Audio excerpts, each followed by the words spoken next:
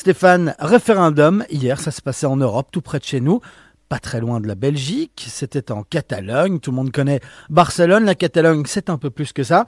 Stéphane, référendum avec un score sans surprise, on annonce 90% de référendum de vote en faveur du oui. Ce qui a plutôt surpris, c'est la manière dont ça s'est déroulé avec Madrid, qui avait interdit ce référendum, il faut le rappeler, qui a envoyé donc de policiers, énormément d'affrontements entre sympathisants de l'indépendance de la Catalogne et des policiers espagnols avec de nombreux blessés. Stéphane, tout d'abord, vous du côté israélien, est-ce que vous avez été surpris, pas du résultat, mais plutôt de l'atmosphère, du climat dans lequel s'est déroulé ce référendum? Il y avait deux possibilités. Celle qui a été choisie par le Premier ministre Mariano Rajoy, le Premier ministre espagnol, c'est-à-dire de mettre les bâtons dans les roues au référendum en allant envoyer la garde civile et la police nationale chercher les urnes en fait dans les bureaux de vote, fermant les bureaux de vote, volant les bulletins des gens qui ont déjà exprimé leur choix. Ça, c'est ce qui a été fait. Ça a engendré des violences. Tout le monde les a vues, les violences. On les a vues dans tous les pays. On les a vues en Europe, bien entendu, aux États-Unis. Et puis c'est jamais photogénique de voir des soldats ou dans le cas précis des policiers armés jusqu'aux dents avec des matraques, des bombes lacrymogènes, des fusils à air comprimé qui frappent des vieilles personnes, des gens qui étaient en fait très pacifistes. Et en cela, on peut dire que les Catalans ont gagné, c'est-à-dire que ils ont fait interposition de leur corps, mais ils n'ont pas levé les mains sur la police. Donc, au niveau de l'impression, ce sont effectivement les Catalans qui ont gagné, et les Espagnols, le gouvernement espagnol, qui laisse une très mauvaise image. Aujourd'hui, en Europe, on peut plus frapper des civils impunément. On peut plus utiliser la force comme les Espagnols ont cru pouvoir le faire hier. C'est mal passé, ça passera mal. On a d'ailleurs suivi pendant la journée les réactions qui étaient parmi les plus violentes en Europe des responsables politiques belges, et c'était très significatif. L'autre option à laquelle on a pensé souvent ici avec les analystes politiques et stratégiques de la MENA, ça aurait été de déclarer le référendum anticonstitutionnel, comme ça a été fait en Espagne, de dire qu'il était interdit et de dire que l'Espagne c'est quand même, Jim, 47 millions d'habitants, et la Catalogne 7,5, donc c'est le pot de terre contre le pot de fer. Eh bien, si tout simplement ce matin on aurait eu un résultat qui aurait été beaucoup plus serré, parce que ce résultat, il est problématique.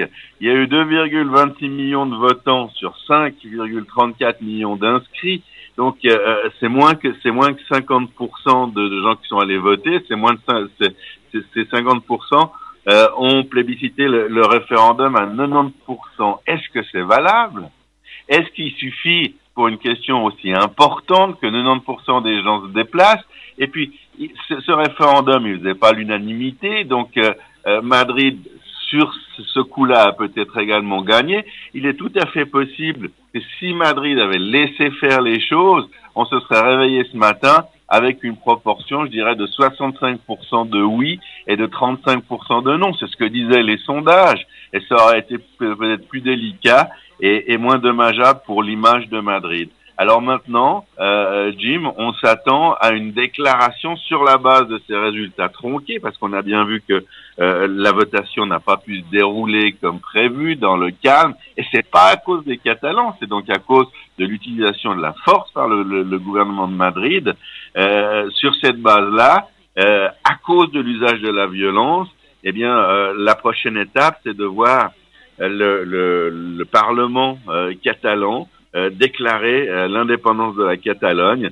Donc les Espagnols vont avoir tout, ils vont avoir la mauvaise image et la mauvaise surprise de voir des gens qui se déclarent en tant qu'État, et les Espagnols sont en moins bonne situation, mais les Catalans, Jim, sont encore très loin de pouvoir voir reconnaître leur État, parce que c'est pas dans l'air du temps, parce que tous les autres pays européens ont peur de ces mouvements, de ces provinces qui veulent se séparer du pays dans lequel elles se trouvent. Stéphane, alors on a eu des grandes déclarations, notamment du parti Podemos. Bon, ça non plus, c'était pas une grande surprise, mais qui appelle Mariano Rajoy carrément à démissionner. Est-ce que pour vous, ça peut aller jusque-là? Est-ce que le gouvernement a vraiment fait une faute grave? Et on peut peut-être passer dans une autre partie de cette analyse, mais j'imagine qu'il y avait un certain nombre d'indécis en Catalogne. Est-ce que l'utilisation de la force, eh bien, ça va pas pousser des gens à vouloir l'indépendance de la Catalogne qui n'étaient pas spécialement des fervents militants de la cause? Bien sûr, exactement dans les termes où vous l'avez dit. C'est la réaction musclée, trop musclée de Madrid a poussé les indécis dans les bras des séparatistes.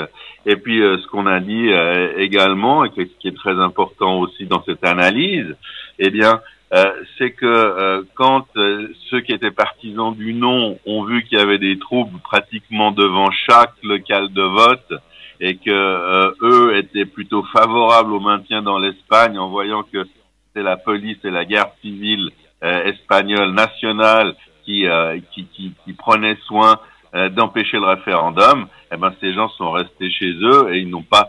C'est pour ça qu'il y a eu très peu de bulletins non dans les urnes. Et que dans les résultats, c'est 90% de oui. Ce résultat ne représente pas, j'étais il y a pas longtemps à Barcelone, il y a des forces très sérieuses dans Barcelone même, qui sont soit espagnoles, soit pro-espagnoles, et qui ne voient pas du tout d'avenir pour un État catalan libre. Et ce qui est aussi intéressant, ce qui a retenu notre attention, c'est que ces provinces ou ces régions qui veulent devenir indépendants. Citons-les rapidement peut-être. En Espagne et en France, ce sont les Basques. Chez vous, c'est les Flamands qui réclament ça à corps et à cri. Mais il y a aussi les Corses, les Bretons, les Savoyards, 2,5 millions de vraies colonies en France. C'est peut-être la France qui est dans la situation la plus délicate. Il y a les Hongrois de Roumanie, et puis un de ces mouvements les plus inquiétants pour les Européens, c'est l'Italie du Nord. Alors qu'est-ce qu'on voit, Jim? Ce sont les provinces les plus riches globalement qui racontent, c'est leur narratif, qu'ils en ont assez de payer pour les autres. C'est notamment très fort en Catalogne et en Italie du Nord. Ils en ont assez de payer pour les autres. C'est également un motif qu'on voit chez vous, chez les Flamands. Et c'est comme ça que les partisans du séparatisme de ces provinces européennes justifient leur intention soit de générer un référendum, soit sans référendum, de quitter le pays. Et c'est effectivement très inquiétant.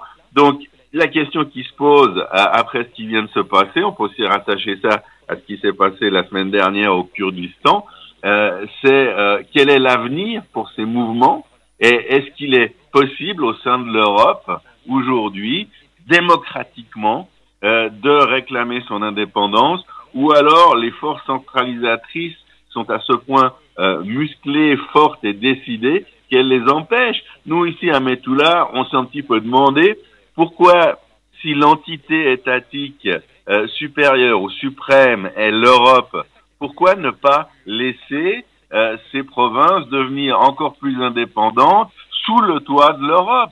Une réformation, un remodelage des frontières entre États avec une diminution de l'importance ou de la dose étatique dans les États existants au profit de l'État suprême européen.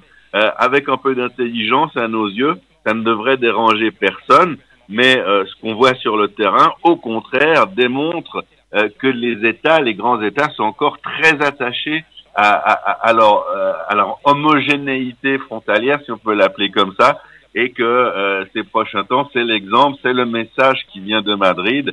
Eh bien, dans les autres pays, notamment en Belgique, on est très loin de voir des référendums qui réussissent, simplement parce qu'il y a trop d'intérêts en jeu et il y a beaucoup trop de ces provinces, de ces régions qui veulent se séparer de leurs entités nationales, et ça fait peur à tous les gouvernements, et c'est pour ça que pour eux, au lendemain de ces interventions musclées, mais pas trop musclées, il y a 700 personnes qui ont été soignées, il y a à peu près une centaine de blessés, il n'y a pas eu de mort, et c'est un exploit, et tout le monde, y compris la police espagnole, ont respecté une sorte de ligne rouge, et ça c'était important. Donc c'était peut-être sauvage leur manière de se comporter. On a beaucoup entendu sur les chaînes catalanes le mot vergogne, la honte, mais ils ont su ne pas dépasser ces lignes rouges, et ce qui permet au gouvernement espagnol ce matin d'être montré du doigt, mais de pas être dénoncé comme les nouveaux franquistes et les nouveaux fascistes par les gens apaisés et calmes qui ont vu ce qui s'est passé. Donc voilà, chaque camp a marqué des points. C'est important pour l'Europe, c'est important pour le monde. Et puis l'avenir immédiat, en tout cas, n'est pas pour ce séparatisme, même si, comme on l'a vu hier, le camp des légalistes, le camp du droit, était plutôt celui de la Catalogne et pas du pouvoir central.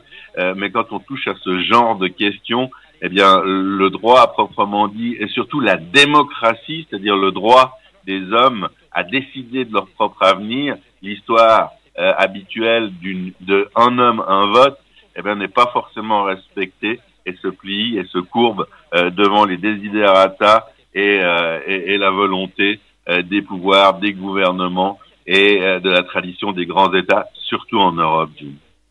Stéphane, merci beaucoup d'avoir été avec nous, de nous avoir donné votre analyse donc sur ce référendum catalan. En vous souhaitant à tous, à Bruxelles et dans le reste de la Belgique, une excellente semaine. À vous aussi Stéphane et à tous vos collaborateurs de la Metula News Agency.